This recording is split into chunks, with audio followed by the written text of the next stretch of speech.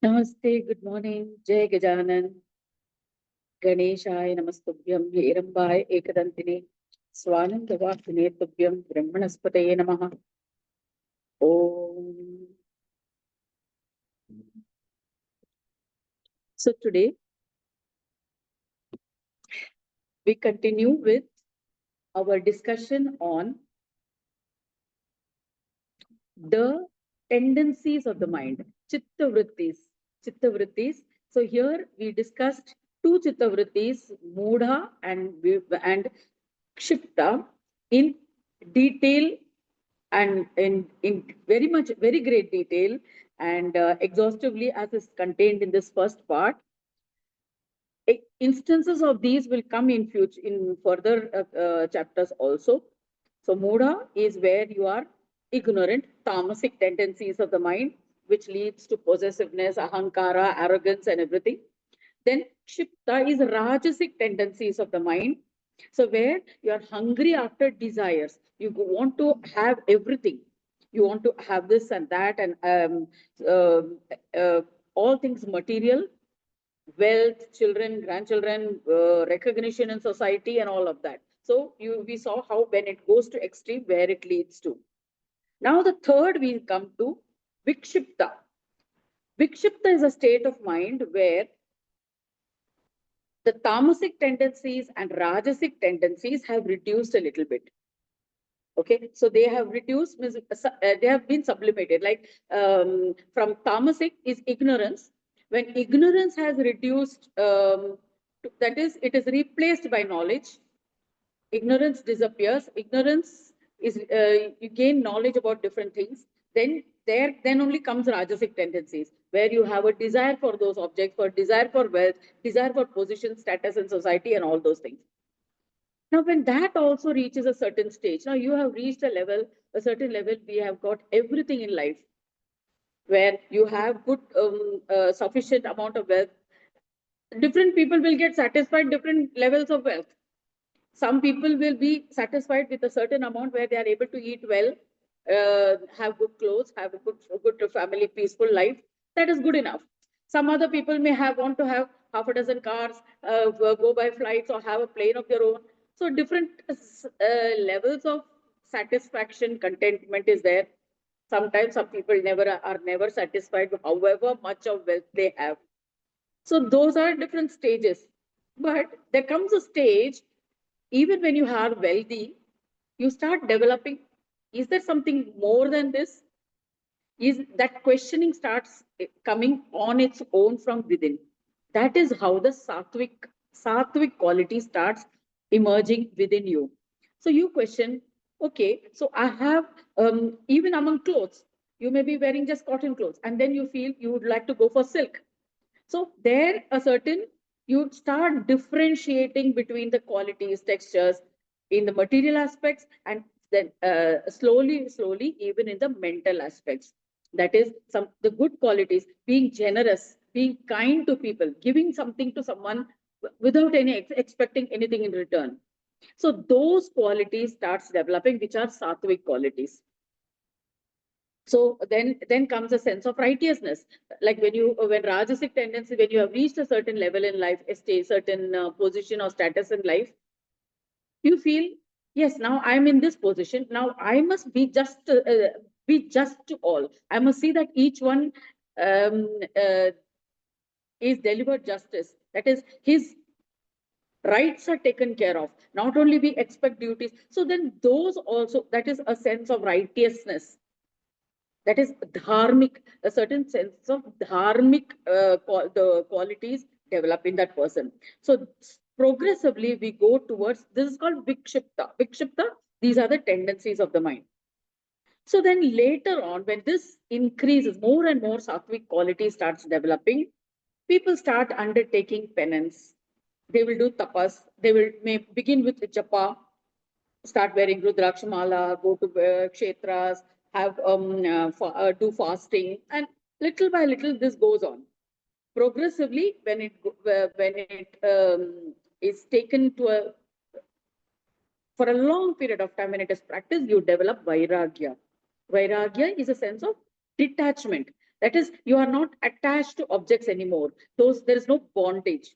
So this is the way you slowly progress even in sattvic qualities, sattvic tendencies of the mind. This we have plenty of examples of all our rishis and munis, but mostly this Mudgal Puran is of the mental asuras. So there's not much to explain. These are good qualities. All these good qualities will start developing. When you realize that what negative qualities you have to avoid, you realize what are the good qualities that you should develop. Then the fourth tendency of the mind is ekagra. Ekagra means concentration, focus.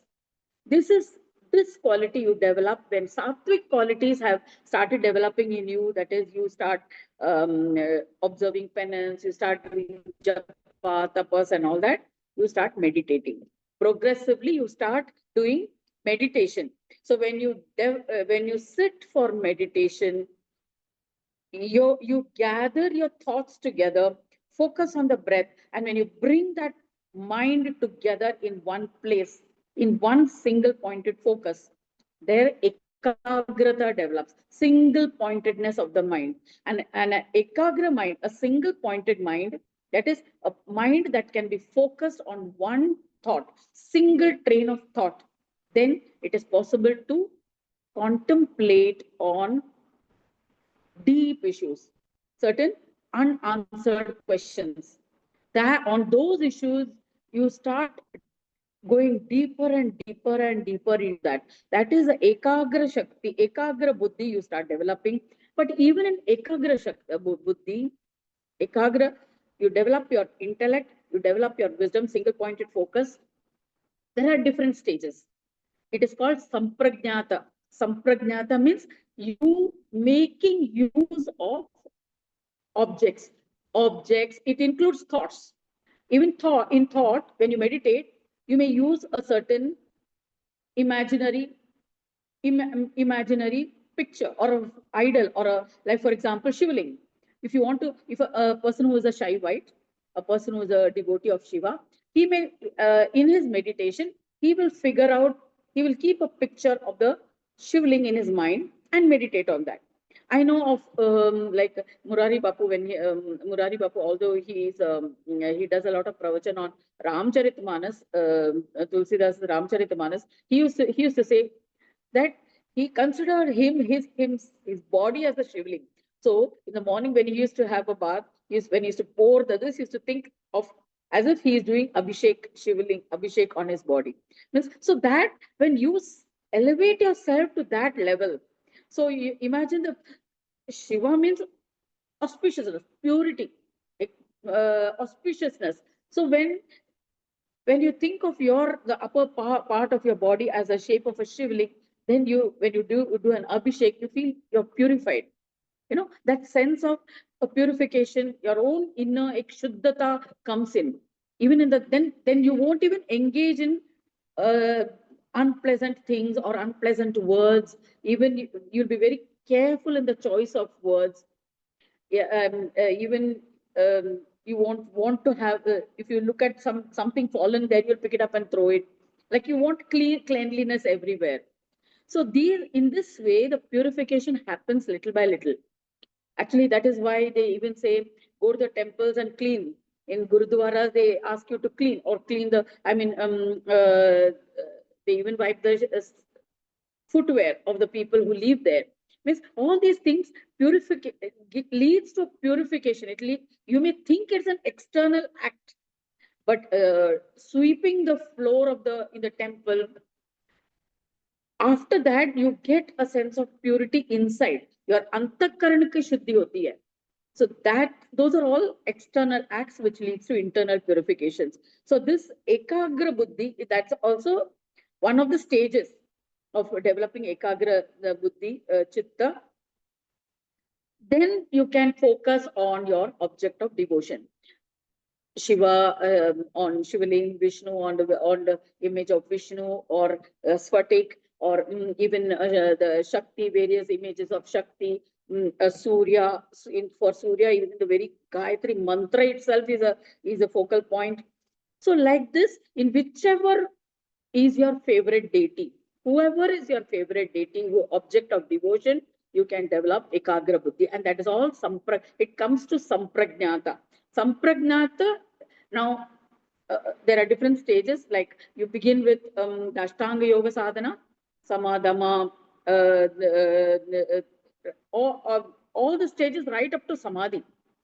यम नियम ध्यान धारणा समाधि तक आएंगे तो this there in samadhi is a samprajnat samadhi. For each Ishvara there is a different, you have to become there's a union with that divine. So in each of the stages samprajnata samadhi happens. Then comes nirodha. Niruddha, after the state of ekagra, all the distractions disappear. All distractions disappear, all attachments disappear, even the desire for sattvika also disappears. So you are indifferent. All the 5 tendencies disappear. When all these 5 tendencies stop, then the yogis attain the Brahma, state of Brahma. That is, there is no choice, there is no preference for anything.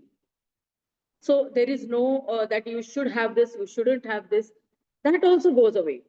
So you have a samabhava, and you go even beyond that stage. For yogis, they go beyond that stage, and then only we reach the stage of absolute peace, Purna Yoga Shanti. So these are the different stages of the mind, different tendencies of the mind. This is still in the mind. Only when you go beyond the mind, you will attain that corporeal state of beingness of the Brahma. But these are all the tendencies of the mind, which has been discussed in detail in this chapter 6, not in detail, introduction has been given in chapter 16 of the first Khand. That is, the whole of Ganesh Gita is given in a condensed form of 21 verses. Shiva is giving in a capsule form of 21 verses. Actual Ganesh Gita is 413 verses. Total verses in the Ganesh Gita, actual Ganesh Gita is 413 verses. So in 16th chapter, we saw briefly an introduction to Ganesh Gita. Now, Shiva is continuing, Shiva is concluding this conversation with the Parvati. So Shiva says, in this manner, when Ganesha tells us in these 21 verses that in the essence of Ganesh Gita, all our 5 Ishwaras, you remember how we started? The 5 Ishwaras, they had created their lokas, and they were established in that lokas, but they didn't know what to do after that. So they meditated, and Ganaraja Prabhu manifested, and he gave them this knowledge of Ganesh Gita. So now Shiva is telling Parvati, now that Ganaraja gave us all this knowledge, we felt content, and we became free of infatuations. By your, then they prayed, then they extolled the praise to Ganesha, Gajanana. O Dundi, that is a name for Ganesha. They asked, please explain why we are considered as Brahmas. Now they are content, they are satisfied and with the knowledge and everything. And they are free of infatuations. They are no more caught up in that. But they say, why do you call us Brahmas? Though we are endowed with gunas, how can we be Brahmas? So Ganesha says, you are all Brahmas because I have given you my powers. But I have not given each of you all the powers. I have distributed the powers among the 5 of you. Brahma, the Rajasic tendencies for creation of the universe. Vishnu, the Sattvic tendencies for preservation or for maintenance of this universe. Shiva has been given the destructive powers where he can destroy this universe whenever the adharma becomes very strong. Then Surya is given the ego, the mahatahankara, that is the sense of I-ness, which is distributed amongst all the living organisms. So the sense of I, me, which is there inherent in each of us, that gives us a sense of identity, that is contributed by Surya. That is also my power. So he is also Surya Brahma. Then comes Shakti. Shakti is endowed with all the 3 gunas, the qualities. And she is the power within all of you who is making the, who's giving you the powers to carry on these functions. So so this is, he explains this. Now he's telling, Shiva is telling Parvati, when Parvati, his Shakti initially, when Gajanana created, was actually Mahamaya. She was endowed with all the powers of Prakriti. But then Shiva says that Prakriti, when we all manifested as 5 Ishwaras, he's telling a little the inside story to Parvati. Okay, so this 5 Ishwaras were created, and when we were in front of Gajanana, Gajanana was telling us that I have given you all these powers. I inwardly, when I saw you, I prayed that I wanted you to be a part of me. So then, after Gajanana had disappeared, Shiva prayed to Shakti. Means he did penance of Shakti for 100 years. He did penance of Shakti for 100 years, and Shakti manifested. And then he asked Shakti for a boon, and she was pleased, and she granted him a boon. And he asked that you become my wife. So that is how Shakti becomes a part of Shiva, and Ardhanarishwara had happened. Ardhanarishwara was created, and so Shakti became a part of Shiva. And so we had Brahma, Vishnu, Ardhanarishwara, and Surya. Now, from this Ardhanarishwara, Srishti had to happen. And so the Rishi Munis, they made this Shakti to be born as Sati. So, at that time, from that Shakti, the left side became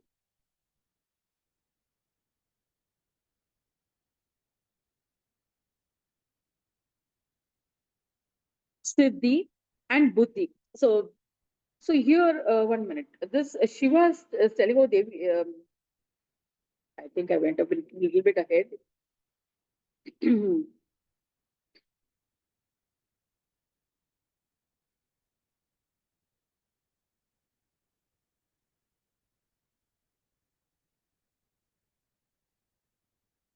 From the left side of Shakti was born Lakshmi, who became the wife of Vishnu. Then from her right side, Shakti's right side, was born Savitri, who became the wife of Brahma. Then, and the central portion was Parvati, who became the wife of Shiva. So in this way, Shakti got separated, and then from the Sanjana, who was Surya's wife, was born again from the same Shakti. Only Sanjana portion, Sanjana got manifested, who became the wife of Surya, and and Shakti as it is. So in this way, Shakti got split up in various forms, and they became the Shaktis of the other Ishwaras. Brahma Shakti was Savitri, not Saraswati. Saraswati was his daughter, creation of Brahma, daughter of Brahma.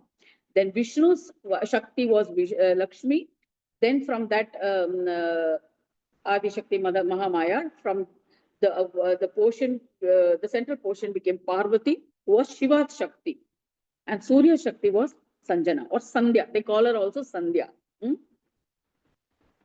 So in this way, Shakti was distributed to all the gods. Then Ganesha, then he goes on to further say, this is how you, then afterwards, as Sati, you were born in Prajapati's house, which we saw earlier also. You were born, and then you were married to me, and then you gave up your body in the Agni Kund of Prajapati's Yajna, because you were not invited. We were not invited, and I was not given a place. He reminds her of all this thing. And then you were born again as Parvati, as a daughter of the Himalayas, Himavan, and then you did tapas and I married you. So he brings her to the present position. He is telling this whole conversation right from the creation. And so he brings her to this position. And then he says that as Parvati, I now worship Ganesha. I worship Ganesha, so you also should worship Ganesha because that is our family deity. Now you are my wife, so now you also worship Ganesha. And then he takes her to the where he has prepared a murti of Ganesha, an idol of Ganesha in his uh, the puja place. He says that this is Ganesha, and I do the worship of Ganesha here. So you also worship Ganesha. So, oh gracious one, Shiva is telling, oh gracious one, I've explained the best possible in the best possible way. So try to remember everything about your past life. Okay, try to remember everything about your past life. You are Mahamaya. Visualize Lord Ganapa in your heart.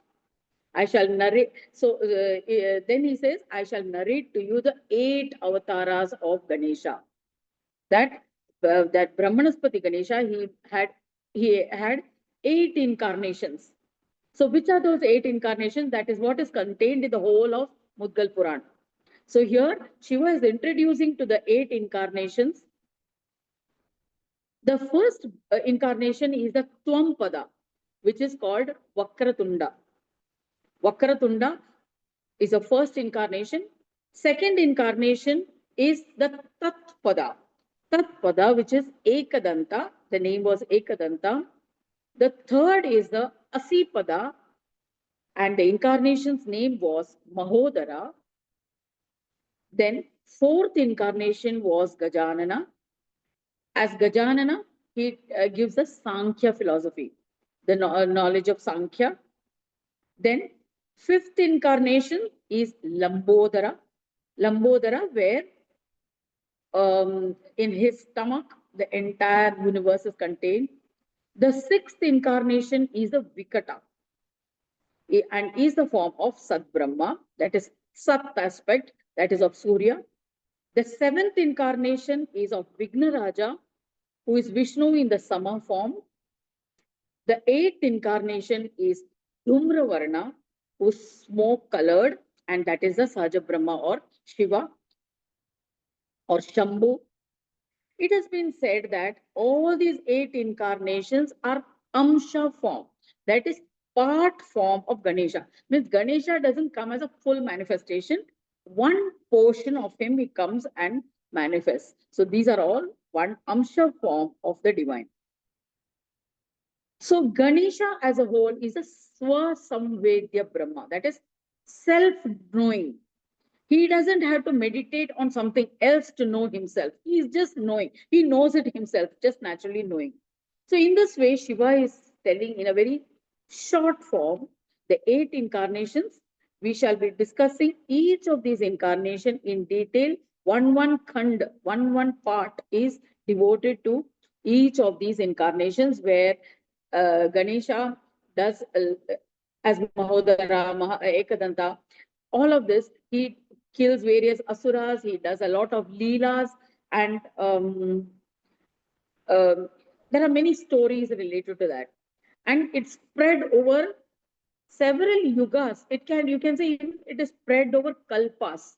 It is spread over Satya Yuga, Treta Yuga, Dwapar Yuga, Kali Yuga, all the yugas over a long period of time. We cannot say that, just like when we look at other Puranas, Shiva Puran, or even when we look at Ramayana, it is in Dwapar Yuga, Treta Yuga. Mahabharata is in Dwapar Yuga. So you know a certain time frame.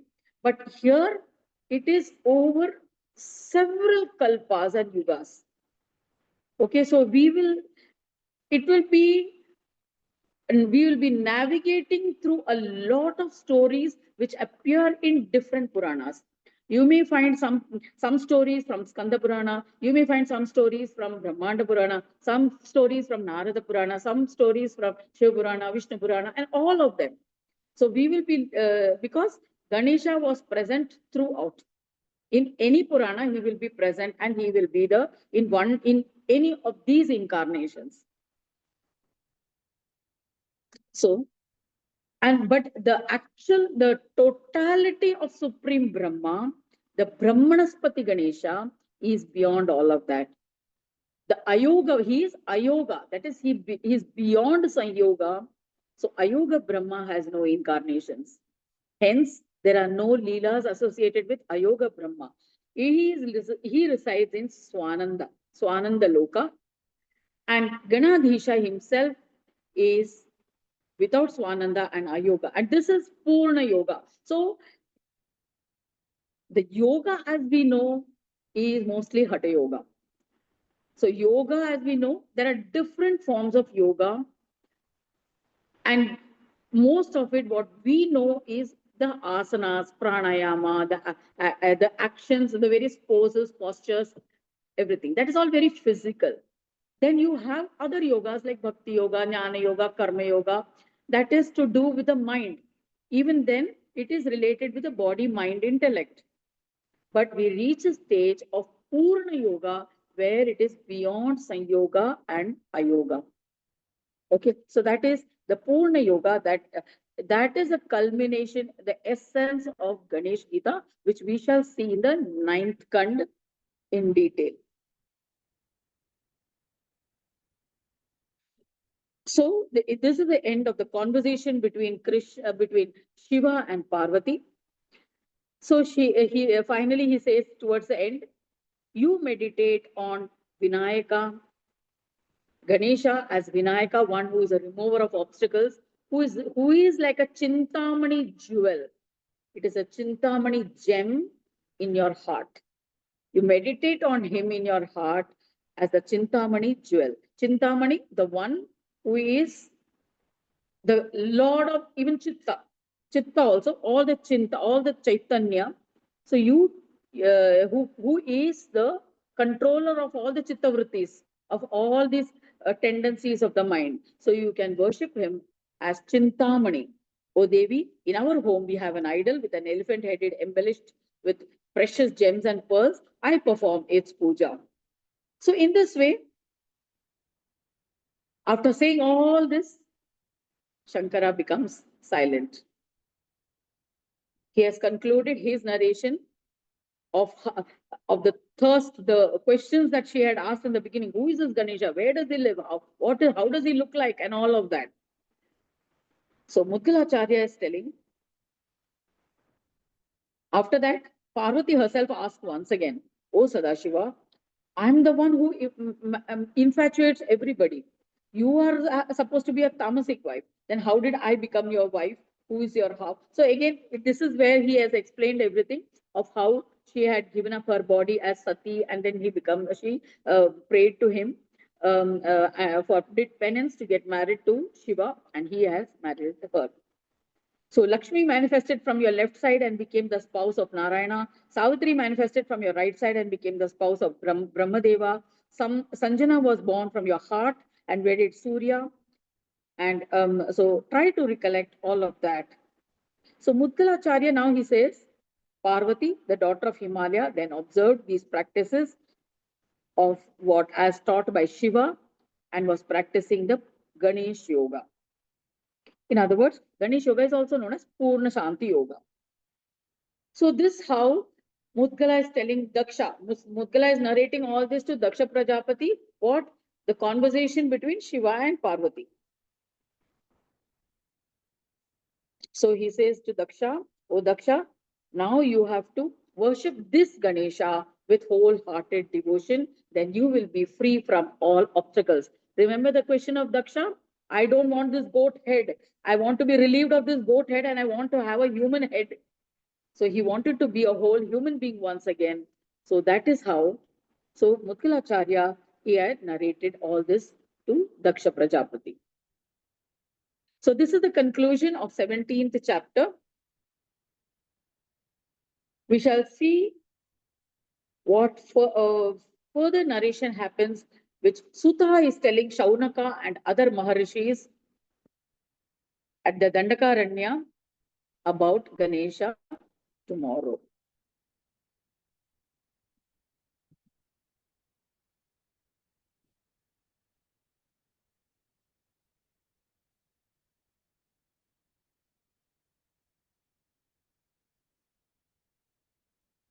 Let us now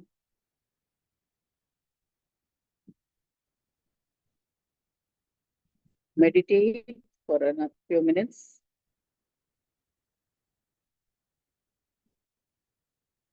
See that your feet are is firmly planted on the floor. Feel the sensation of the earth beneath the feet. Keep your spine erect.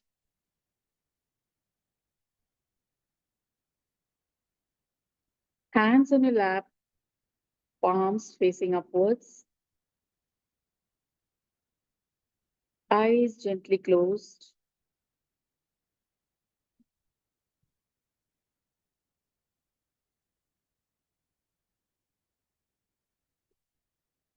Bring all your attention to your breathing.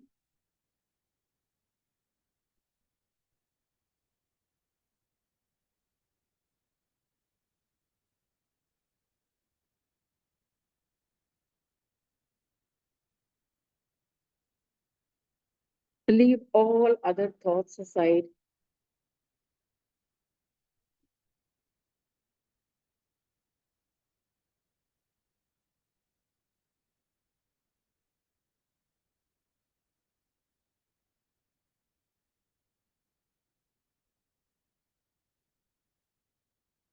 Bring your awareness to yourself, to your physical body, to the place where you're seated in the room.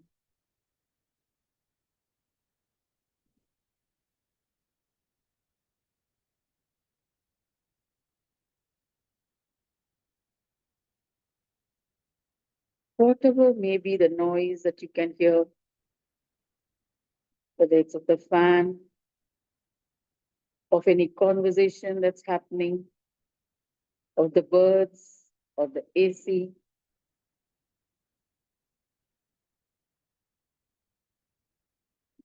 Allow those noises to keep going without getting distracted.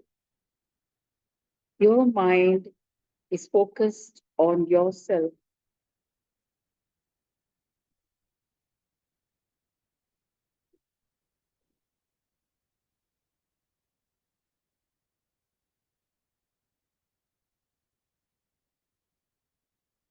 Bring your attention to your breathing.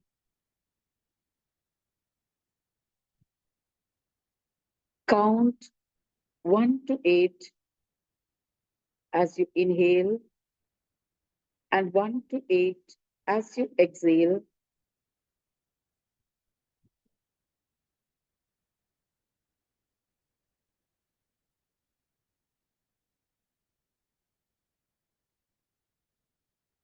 Keep an even rhythm for counting.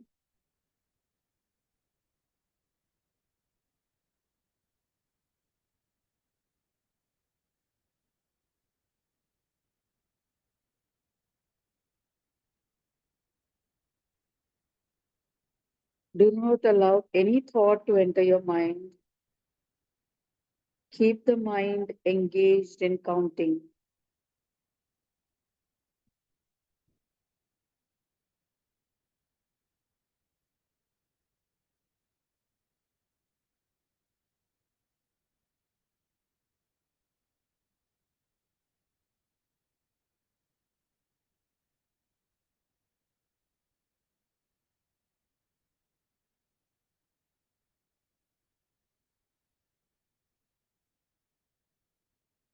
Increase the count to 9. Count 1 to 9 as you inhale and 1 to 9 as you exhale.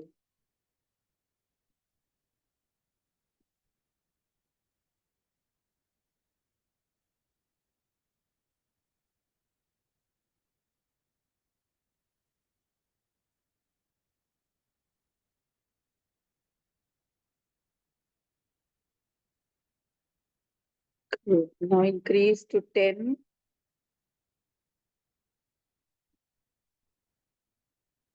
Count 1 to 10 as you inhale and 1 to 10 as you exhale.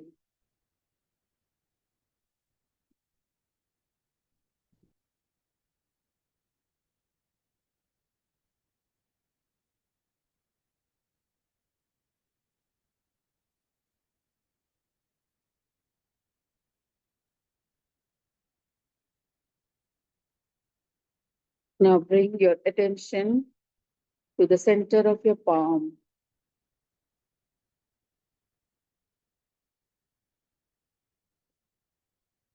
Feel the energy in the center of your palm.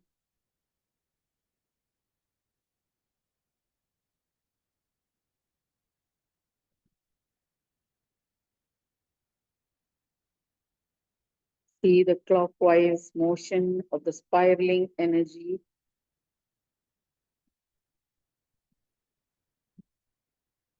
Just be with it. Do not judge it. Do not come to any conclusion. Just be with the energy flow.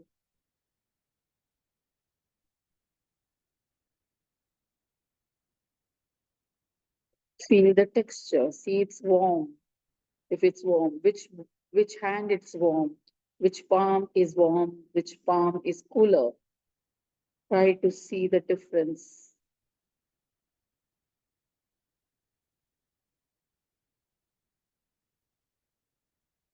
If your left palm is warmer, then your right brain is more active.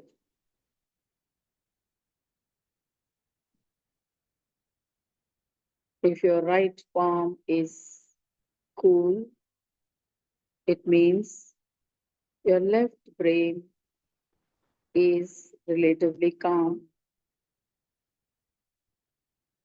Left brain is the logical mind because it is related to your right side, which is the side of action. Left side is connected to your right brain. Left side is emotions. So that means you are dwelling in your past. The thoughts of your past is coming, or at least that is what is the energy that you're feeling in your left palm. If it is warm, as we saw yesterday, if it is warm, it means they are of low vibrations, high frequency, low vibrations. Low vibrations are that of emotions like anger, jealousy, greed, which are of the frequency of from 10, 15, 25.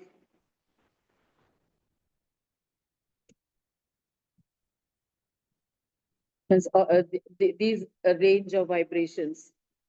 So frequencies are high. They are low vibrations.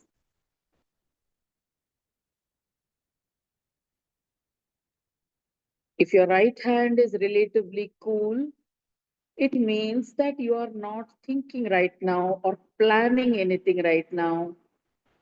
There is no logical mind right now. You are in a receptive mode. So the Karya Shakti is relatively silent or less active. The energies will be there.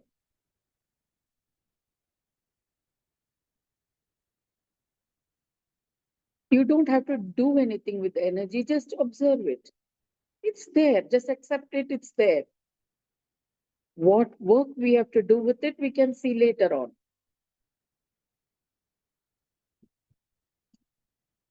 This is the reflection of the energies in your body. So those energies tell you something.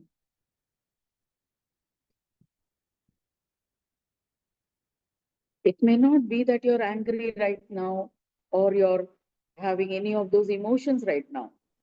It's just the energy expressing itself. That energy is locked up in some part of the body.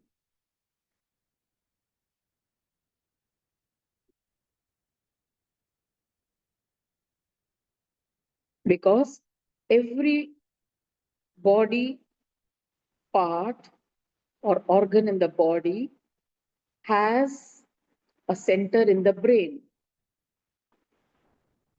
And the middle of your hand, middle of your palm is the reflection of your Sahasrar. Sahasrar chakra is not necessarily only of the limbic area or the fontanel bone area, but it is the integration of the whole brain, all the centers in the brain. That is the center of your palm.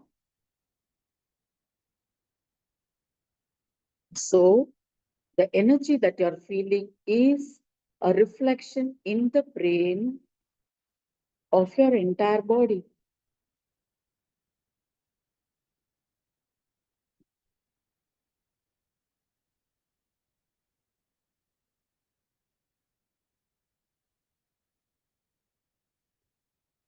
Research has shown that different parts of the brain are the controlling areas of different functions or different organs in the body.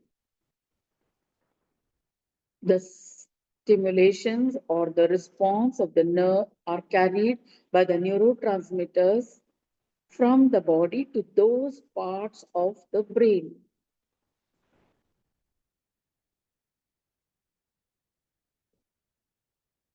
So you feel the energies in your palm.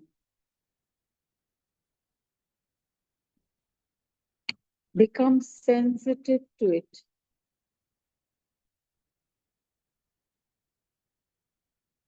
As your awareness increase, you will feel more and more of this energies.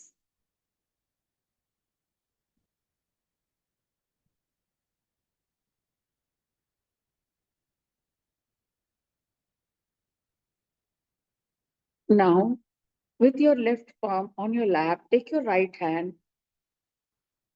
spread your palm, place it on the top of your head at the fontanel bone area. Slightly bend your head forward.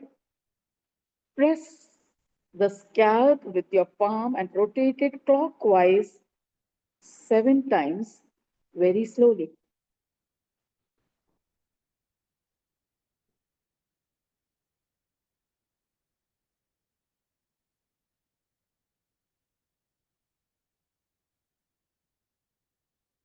Then lift your palm 6 inches above your head and feel the sensation of energy coming from your head on your palm.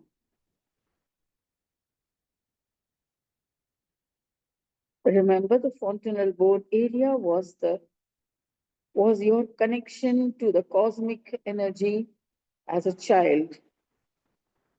We need to re-establish this connection through the fontanel bone area with the cosmic energy. And it will be the point of entrance is this point of 6 inches above the head. So become familiar with this height. It's from this point that you can receive the cosmic energy or attract the cosmic energy into your head.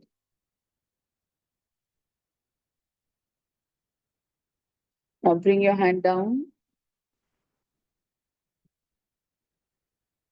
So now try to connect with that point 6 inches above your head.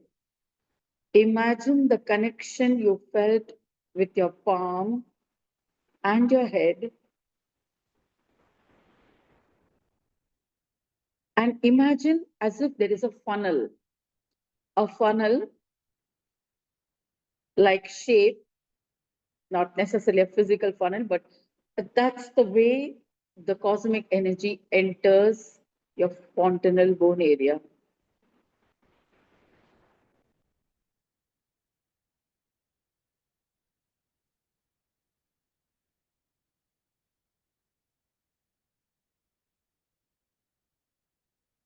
Imagine this energy flowing from through this funnel into your head. A nice beam of light. There's no heat in this. It's just light, pure light from the cosmos flowing into your head. Let that light spread to each cell in the brain. Imagine this light spreading out to the whole head, into the cerebrum, into the cerebellum. Let it enter your forehead, entire forehead is filled with this light.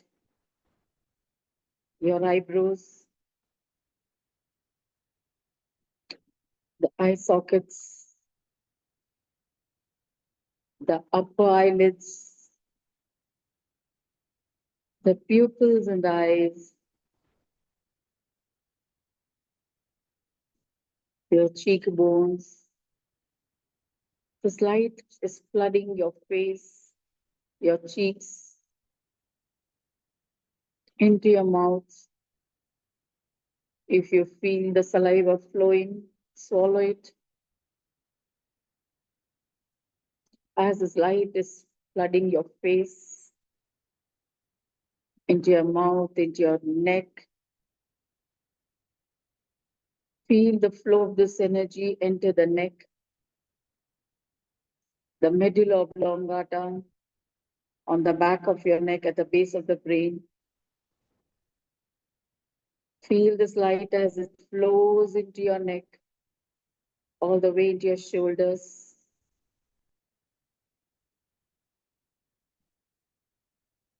Feel the light flow into your right hand, the upper arm,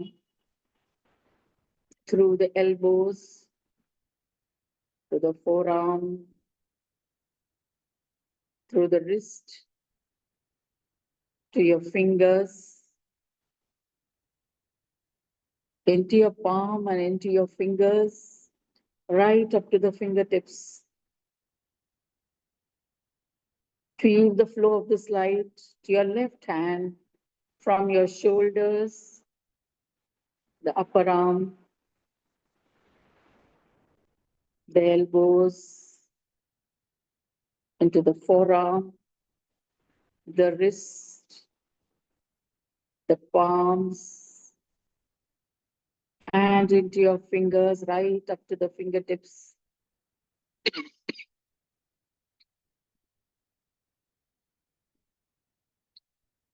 This energy flowing from the top into your shoulders now enters your upper body, the chest, into your lungs,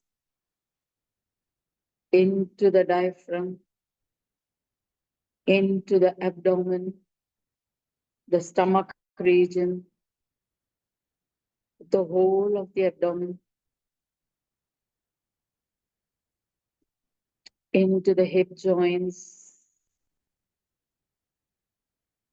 This light energy is flowing through the thighs into the knees, right through the legs, your calf muscles, to the ankles, to the soles of your feet, to your entire feet, right up to the toes, and into Mother Earth.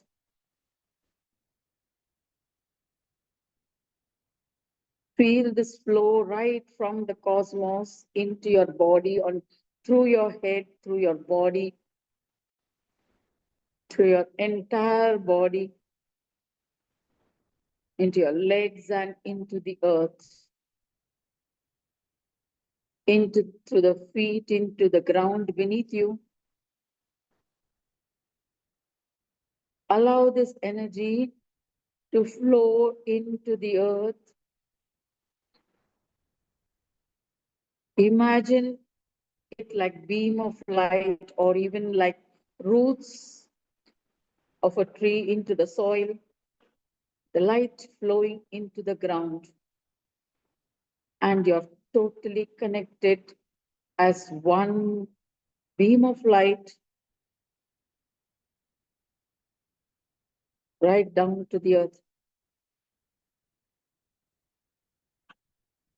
As the roots, as the light spreads into the earth, feel the flow of energy from the earth through these roots into your body back again. Just as the trees nourish themselves through the nourishment provided from the earth, passing through the roots into the body, back again through your ankles, into your legs, into your knees, into your thighs, to your hip joints, into your waist, into your stomach, all the way into your heart, into your shoulders, into your neck, medulla oblongata, and from the medulla oblongata right up to the fontanel bone area in the head.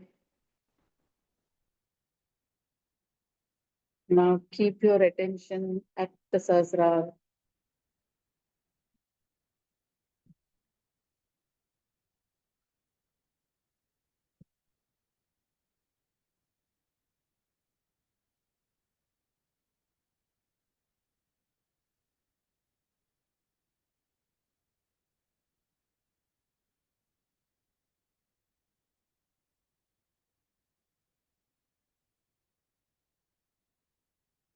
Feel this whole column of light from the top flowing through your body and back again into your body as one natural flow of light.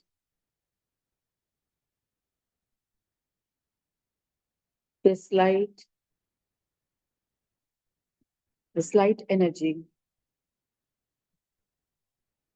this invisible light energy is connecting you and keeping you firmly rooted to the earth. And it's providing you with all the energy, nourishing each cell in your body, carrying the messages through the neurons and neurotransmitters.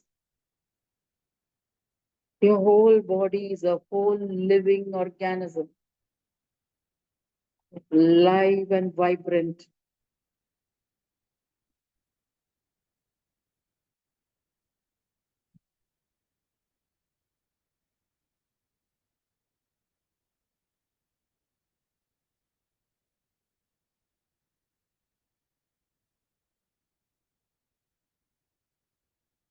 We feel the form of the body because of the formation of the cells. In each cell, there is movement of protons, electrons, neutrons, constantly in motion, but they are all held intact by the combinations of the various elements of earth, fire, air, water, and space.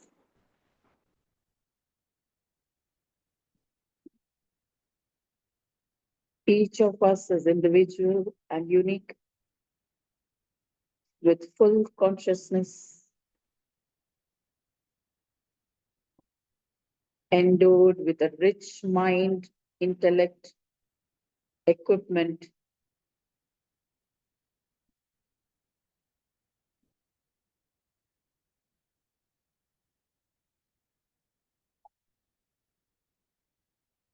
All we need to do is see that the energies are in balance.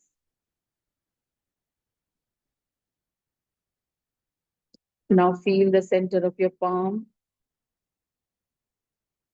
See if there is a balance of energy on both hands.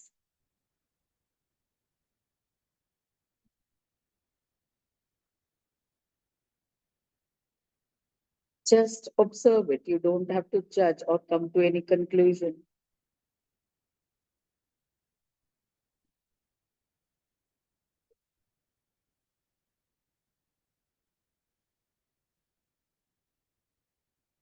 Now, do you feel any sensation in your fingers?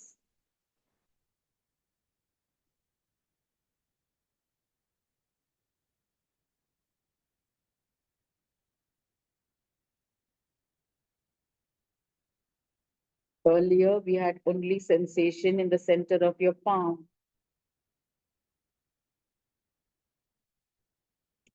Now, when the other energy centers get activated, you can feel the sensation on the fingertips.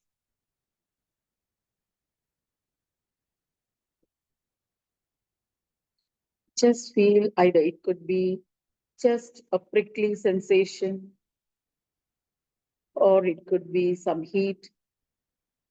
Sometimes there may be pain in any particular specific finger.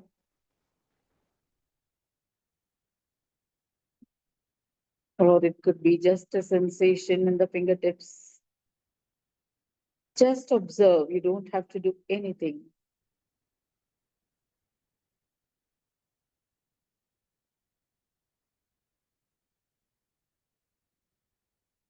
Some finger may feel numb, that's okay.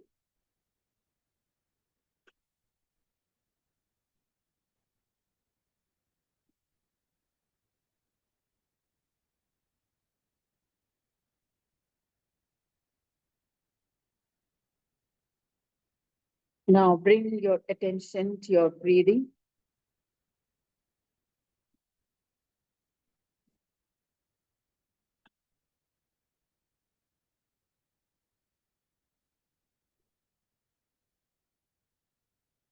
Here, let us express gratitude to the divine power that allows us to be connected to our own self, that we are able to connect our consciousness and awareness and attention with our five sheets or five types of bodies: the physical, mental, intellectual, energetic, and the blissful sheet of the body. That is, we are made aware of as an integrated whole.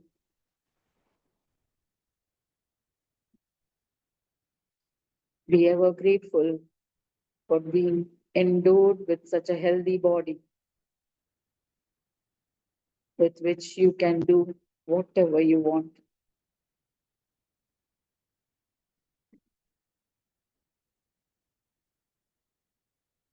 Slowly wriggle your fingers on your hands and your toes. Rub your palms together. Cup your palms, place it on the eyes. Gently rub your face. And if you feel ready, you can open your eyes. Very slowly open your eyes.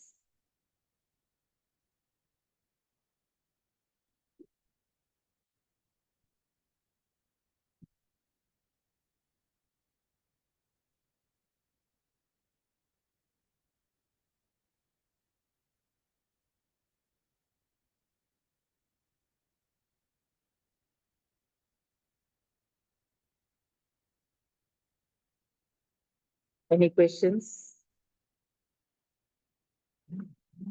How did you feel?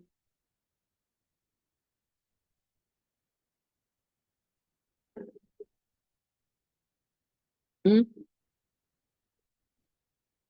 Energetic. You could feel your energy.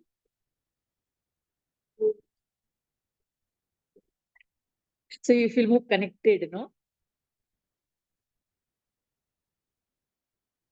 Yeah, that's very great. अच्छा लगता है ना? You feel alive, kind of fresh. Yeah. हाँ.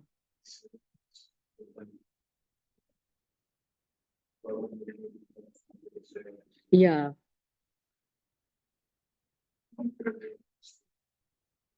Slowly you can. For that, you have to just observe. Whenever these thoughts come, we develop that sakshi bhava. So you sit in meditation. When these conflicting thoughts are come, get into your breathing, connect to your breathing. When the mind quietens down, bring that thought which was disturbing you about that competition. Okay, I put my proposal, performance appraisal de diya. Oh, judgment, yeah, they did not what is that? Analyze properly, or they were unfair in the treatment. Means how they were treated you unfairly. Means bring that thought, bring those that situation, or if you had attended an interview, some question they might have asked, how you replied. Bring the whole situation, and then energetically see how your response was. What had you felt at that time? You felt hurt. You felt, "Arey, sahi nahi tha. That was unfair question to ask." Then you just observe. You don't comment or judge or anything. You see how you had responded and what you had felt at that time. And then after that, after feeling that, then when that emotion dies down, that severity of the emotion will die down. Then you ask, why did you feel that? Then when you ask, you will get an answer. Means you will get from within. Okay, गया साल भी यही पूछा था. You know, then उस समय भी मुझे यही लगा था. ये repeat ही हो रहा है. Then you will start probing into why it is happening repetitively again and again. Then you will see some pattern. Then you will find out a repetitive pattern that is happening every year. Like you may be passing through the written exam, but the interview में अटक जाता है. Yeah, a particular they keep repeatedly asking one question in that interview also. They may not be, you may have done well on many things. You might have done well on Govikar. He's gone, lost. He's breathing, but Govikar. Okay, so then you like they may be asking on several things. Okay, means your target, achieving of the targets or not achieving your target. Then certain things they may be repeatedly asking. Perhaps that is noted in your job card. In the earlier this, no, they इस area में weak है या तो वो आपको पता चलेगा. Till then, every interview you will be appearing and coming, you will be appearing and coming, you won't know. Like for me, the one place where I used to get was stuck up was, why are you getting frequently transferred? You know, then I used to wonder, why are they asking me? They are transferring me. How will I know? You know, that pattern is repeating. So then you will get an answer. It could be a negative thing. It could be because you're not getting along with your colleagues, or the every time the boss is finding some fault with you, or you're getting conflict with your boss. That could be one. For me, it was like I was so good. Like everywhere, wherever there were problem, they used to send me that where I was where to sort out that problem.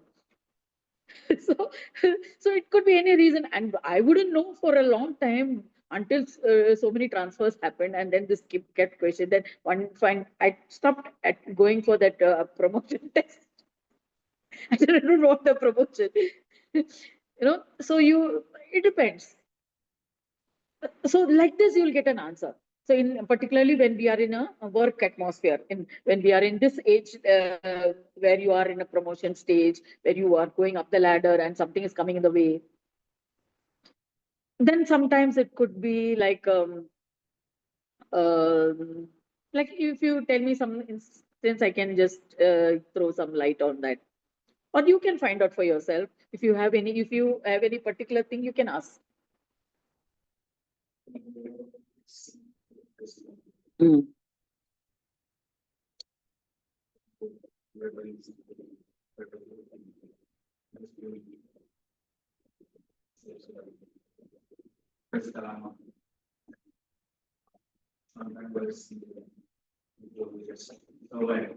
Mm.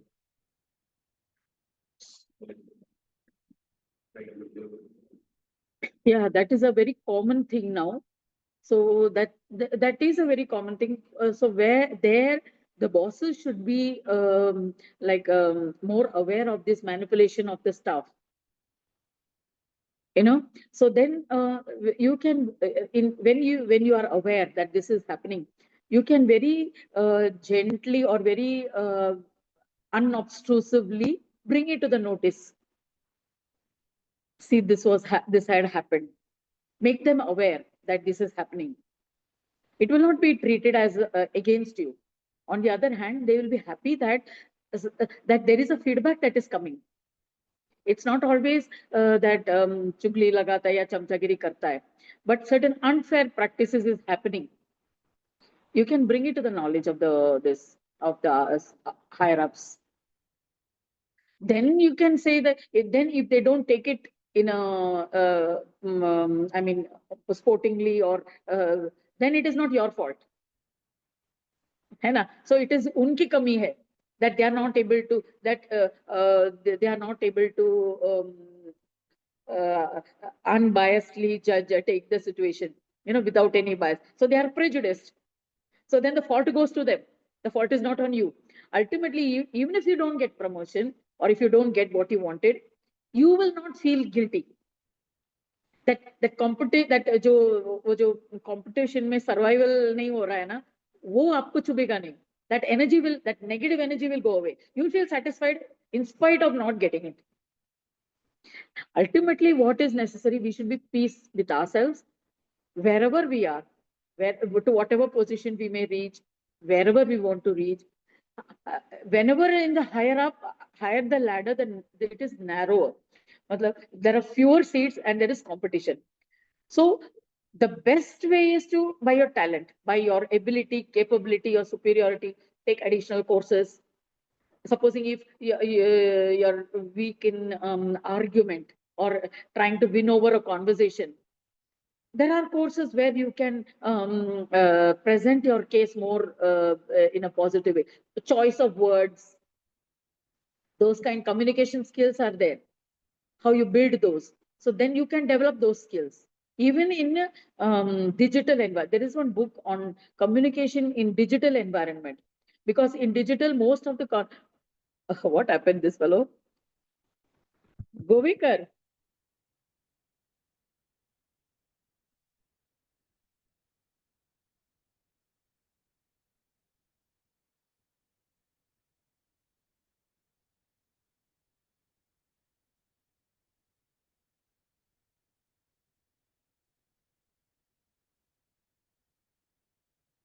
Whether it says screen is this is, oh,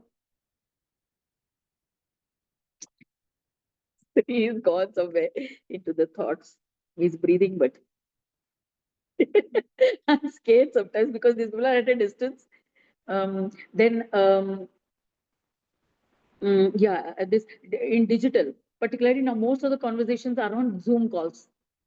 You are in one place, somebody else is in some place, and there is a team also working. And sometimes body language is different when you are present physically, and on the through the screen, you may be judged differently. So uska bhi hai. How I have it on Kindle. Kindle, I think. I'll just send you the title. This Kindle version है वो digital भी, Kindle इसमें नहीं है. है क्या इसमें?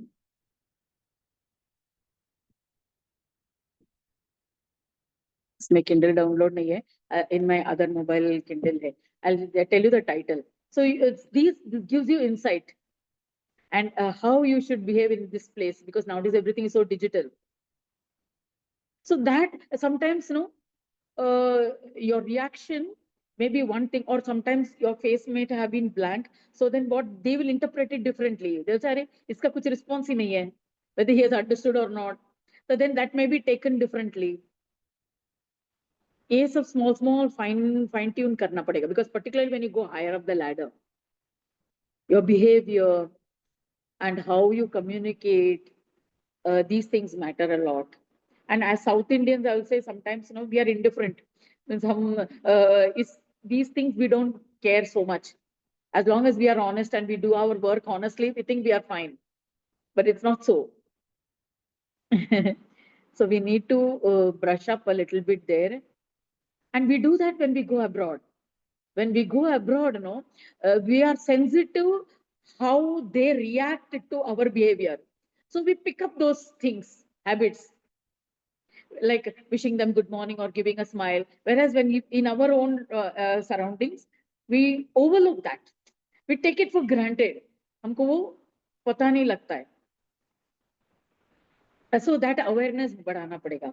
We need to increase our awareness and attention to those aspects. Like how, we may be listening, and then हम पढ़ते होंगे. It may appear for them that he is indifferent, very casual. ये सब भी रहता है. Eye contact. These things make a lot of difference.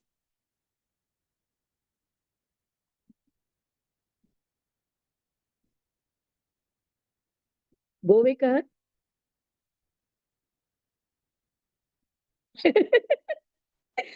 I was scared. What happened?